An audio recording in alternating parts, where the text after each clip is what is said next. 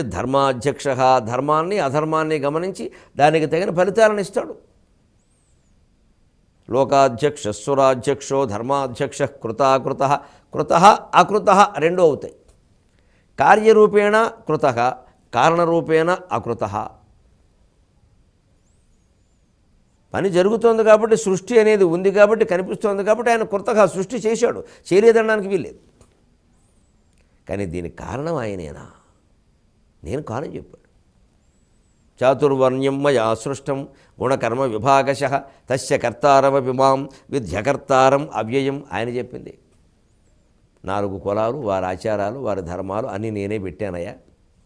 గుణకర్మ విభాగశ వాళ్ళ జీవరక్షణాన్ని బట్టి, గుణం కర్మ పూర్వజన్మ కర్మాలను బట్టి నేనే పెట్టానయ్యా. వారు ఎలా పుట్టాలో ఏం చేయాలో అవన్నీ. వాడు అలా పుట్టింది, మరి ఆ ఫలితాలు అనుభవించినట్టు వాడు చూసుకునేదే కదా, నేను చేసింది ఉంది. అందుకే నా వ్యవస్థ నేనే చేసి అన్నాడు ఆయన. అంటూ తస్య కర్తారమపి మాం, అది చేసింది నేనే అయినప్పటికీ విద్ధి అకర్తారం అవ్యయం, నేను అవేమీ చేయలేదని అర్థం చేసుకోన్నాడు. ఇదేమిటిది అబద్ధం. మనమేనా అంతే జీవితంలో అన్నీ మనమే చేసినప్పటికీ వాటి ఫలితాలతో ఏ విషయంలో మనకి సంబంధం లేకుండా ఉండాలంటే పూర్తిగా పని మీదే దృష్టి పెట్టి చేయాలి. ఫలితాన్ని గురించి అస్సలు ఆలోచించద్దు. అప్పుడు ఆ పని యొక్క ఫలితాలు మనం అనుభవించాల్సిన అవసరం లేదు. భగవద్గీత మొత్తం సారాంశం ఇదే. అది ఆయన చేశాడు. ఇంత యుద్ధం చేయించాడు. అవసరమైనప్పుడు భీష్ముడి మీదకి చక్రం ఎత్తాడు, అర్జునుడిని గిల్లాడు, పౌరుషం రప్పించాడు. కర్ణుడి చేతిలో ఘటోత్కచుడు చనిపోతే కిందికి దిగి నాట్యం ఆడాడు. 16,000 మందితో కాపరాలు చేశాడు.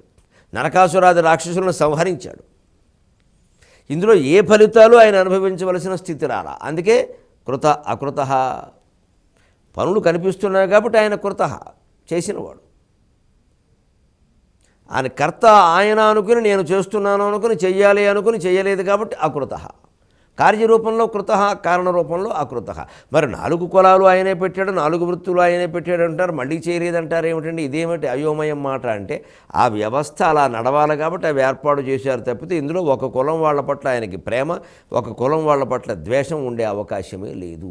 మనమేనా జీవితంలో చేయవలసిన పనులేవో నిమిత్త మాత్రంగా చేస్తే మన ఊరికే పుష్యామని మన మీద రాసేసుకోకుండా పూసేసుకోకుండా ఉంటే ఆ కర్మఫలాలతో మనకి నిమిత్తం లేదు. లోకాధ్యక్షస్సు రాధ్యక్షో ధర్మాధ్యక్ష కృతాకృత చతురాత్మా చతుర్దంష్ట్రశ్చతుర్భుజ. చతురాత్మ, సృష్టికి మూలమైనటువంటి 4 శరీరాలు ఆయనే ధరించాడు. ఆత్మ అంటే ఇక్కడ శరీరం. 1 బ్రహ్మ, 2 ఆయన కుమారులైనటువంటి కర్దమ ప్రజాపతి, కశ్యప ప్రజాపతి, దక్ష ప్రజాపతి మొదలైనవారు. 3 కాలస్వరూపం, అదొక శరీరం. 4 సకల జీవులు, అంటే మొత్తం అందరూ. సకల జీవుల్లో అన్నీ వచ్చేసాయి. ఇంకా ఎందుకంటే సృష్టి నడవాలి అంటే ముందు చతుర్ముఖ బ్రహ్మ ఉండాలి.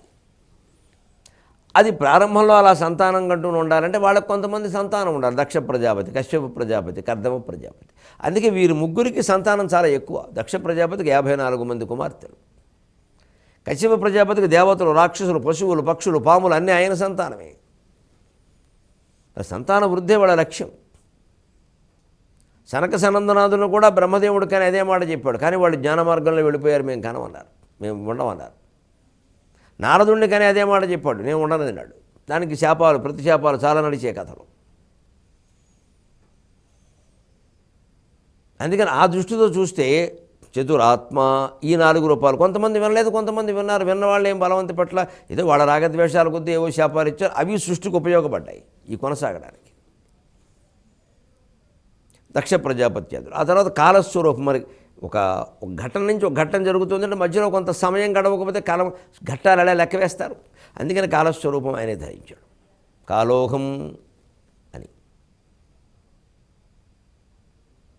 అలాగే సకల జీవులు, ఆ పైన సృష్టి నడవడానికి వీలైనటువంటి సకల జీవులు. అంటే మనందరి రూపంలో అన్ని కర్మలు చేస్తూ ఉన్నది, అన్ని కర్మఫలాలు అనుభవిస్తున్నది ఒకే ఒక భగవత్ శక్తి. మనం విడిగా ఉన్నామని, మనం వేరే జీవులమని అనుకోవడం వల్ల ఈ సుఖదుఖాలు మనకి చెంది మనం అహంకారానికిలోనే బాధపడుతున్నాం. అలా అనుకోకుండా అందరం భగవత్ స్వరూపంలో ఒక భాగాలం. ఒక సంగీత కచేరీ జరుగుతుంటే మనం ఏదో శృతి పెట్టి వాయించేవాళ్ళం. మన పనేదో మనం చేద్దాం, గాయకుడు ఎలా పాడాడో మనకు అనవసరం, శృతి తప్పకుండా ఉంటే చాలు అని మనం చూస్తే చాలు. అంచేది అతి చేయకుండా మన పనేదో పరిమితిగా మనం చేసుకుంటూ హాయిగా బయటపడతాం. దీని నుంచి ఉంటూ కూడా ఆనందంగా ఉంటాం. చతురాత్మ చతుర్వ్యూహక, సంకర్షణ వ్యూహం, వాసుదేవ వ్యూహం, ప్రద్యుమ్న వ్యూహం, అనిరుద్ధ వ్యూహం. దీనికి స్థూలార్థం చెప్పాలి అంటే మీరు లౌకికంగా చెప్పాలని సంకర్షణ బలరాముడు, వాసుదేవ కృష్ణుడు, ప్రద్యుమ్నుడు ఆయన కుమారుడు, అనిరుద్ధుడు ఆ ప్రద్యుమ్న కుమారుడు. అన్నగారైనా తమ్ముడైనా తమ్ముడు కొడుకైనా తమ్ముడు మనవడైనా అన్నీ భగవత్ స్వరూపాలే. సమస్త బంధుమిత్రుల్ని ఒకే ఒక స్వరూపంగా చూడు. వాళ్ళ పట్ల నీ కర్తవ్యం ఏదో చేయి, వ్యామోహం పెంచుకోవద్దు. కాస్త వ్యూహాత్మకంగా ఆలోచిస్తే సంకర్షణ వ్యూహం మొట్టమొదటి ఆకర్షణ శక్తి రూపంలో మొత్తం 14 లోకాలు నిలబడుతున్నది ఆయనే. ఆ పైన వాసుదేవ వ్యూహం, అందులో వసతి అస్మిన్నితి, అందులో ఉంటున్నది, వసించి ఆ లోకాల్ని నడిచేలా చేస్తున్నది ఆయనే. ప్రద్యుమ్నక అమితమైనటువంటి తేజస్సుని, ద్యుమ్నం అంటే తేజస్సు, కాంతిని ఆ లోకాలకు అందిస్తున్నది ఆయనే. అనిరుద్ధక ఎవ్వరూ అడ్డుకోలేని విధంగా లోకాల్ని నడిపింపజేస్తున్నది ఆయనే. ఈ రకంగా 4 వ్యూహాలు లేకపోతే నడిపించడం ఎలాగా?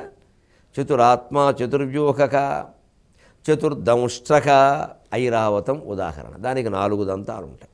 చతుర్దంతం మహాగజం అంటారు రామాయణం సుందరకాండలో, త్రిజటాస్వప్నులు. రాఘవశ్చమయా దృష్ట చతుర్దంతం మహాగజం ఆరూఢశైల సంకాశం విచార సహలక్ష్మణక. రాఘవుడు లక్ష్మణులతో కలిసి 4 దంతాలు కలిగిన ఐరావతం అనే గజాన్నెక్కి విహరిస్తుంటే నేను చూశానయ్యా అంటారు. ఐరావతం మహాగజం. నృసింహావతారం కూడా ఉంది ఇక్కడని చెప్పారు వ్యాఖ్యాతులు. సింహానికి కూడా 4 దంతాలు ఉంటాయిట. చతుర్దంష్ట్ర చతుర్భుజ, 4 భుజాలు, శంఖచక్ర గదా పద్మాలు ధరించినవి. సరిగ్గా కేశవనామాలు 24 వీటి నుంచే ఏర్పడ్డాయి. ఎలా 24 ఎలా అయిందయ్యా అంటే, ఈ శంఖచక్ర గదా పద్మాలు ఎలా ఉంటాయి? కుడి చేతిలో చక్రం ఉంటుంది, ఇలా విసరాలి కదా, ఎడం చేతిలో శంఖం ఉంటుంది. ఈ చేతిలో గద, ఈ చేతిలో పద్మం ఉంటుంది. ఒక్కసారి మనం పద్ధతి ప్రకారం సరదాకి వైవిధ్యం కోసం ఈ గదను ఈ చేతిలో, ఈ పద్మాన్ని ఈ చేతిలో, ఈ చక్రాన్ని ఈ చేతిలో, ఈ శంఖాన్ని ఈ చేతిలో, మళ్ళీ ఈ శంఖాన్ని ఈ కింద, ఈ గదను ఈ పైకి, ఇలా రకరకాలుగా మారిస్తే లెక్కల ప్రకారం ఎన్ని రకాలుగా మార్చినా మొత్తం 24 వస్తాయి. 25 రాదు. 24 కంటే తక్కువ వచ్చాయంటే ఇంకా మార్చడం చేతకాలేదని అర్థం. 24 కంటే ఎక్కువ వచ్చే అవకాశం లేదు. దీన్ని మ్యాట్రిక్స్ అంటారు, లెక్కల్లో మాత్రికలు అంటారు. అందుకే చతుర్భుజుడైన విష్ణువుకి సరిగ్గా కేశవనామాలు 24. చతురాత్మ చతుర్వ్యూహ చతుర్దంష్ట్ర చతుర్భుజక. అందుకని కేశవనామాలు చదివేటప్పుడు మనం చతుర్భుజావతారమైనటువంటి శ్రీ మహావిష్ణువుని మనస్సులో నిలుపుకుని చదవాలి. ఏదో తతంగం అయిపోయిందంటే కేశవనారాయణ అసలు ఎవరికి వారికి వినపడదు, వీరికి వినపడదు, ఏం జరుగుతుందో తెలియదు. మన పూజల్లో, వ్రతాల్లో, నోముల్లో ఇది కొంచెం జాగ్రత్త పడవలసిన విషయం అండి. పురోహిత వర్గానికి నమస్కారం పెట్టి కోరుతున్న వాటి విలువని మీరు పెంచాలి. కాస్త శ్రద్ధాభక్తులతో వినేవాడికి అర్థమయ్యేలాగా, వాడు కూడా పలకగలిగేలాగా కాస్త సావకాశంగా చేయిస్తే నష్టం ఏమిటి? ఇంకో అరగంట ఎక్కువ పడుతుంది. కావాలంటే మనకి సంభావనే ముఖ్యమైనది. ఇంకో 100 అడిగి తీసుకుందాం, పోనీ ఇంకో 500 అడిగి తీసుకుందాం. బాగా చేయిస్తే వారే ఇస్తారండి. కడుపు నిండా తృప్తిగా ఉందండి. వాడు నిజంగా సత్యనారాయణ వ్రతం ఇదివరకు చాలాసార్లు చేశాం కానండి, వారెవరో బ్రహ్మగారు వచ్చారు, చాలా బాగా చేయించారండి, చాలా బాగుందండి అని కడుపు మనస్సు నిండుతుంది. పురోహితులకి ఎంత సంతృప్తి. వీరికి హడావుడి, వారికి హడావుడి, వారి అలంకారాల వైభవాలు వారు, వీరు వేరే ఖాతాలు వీరు, మొత్తం ప్రపంచంలో ఏం నడుస్తుందో తెలియదండి. ఆ చతుర్భుజుడైన శ్రీ మహావిష్ణువును మనస్సులో పెట్టుకుని మనం చేయిద్దాం. మళ్ళీ కలిసే వరకు తెలుగులో మాట్లాడడమే కాదు, మన ఉద్యోగాల్లో సంతకాలు కూడా తెలుగులోనే చేద్దాం. సెలవు.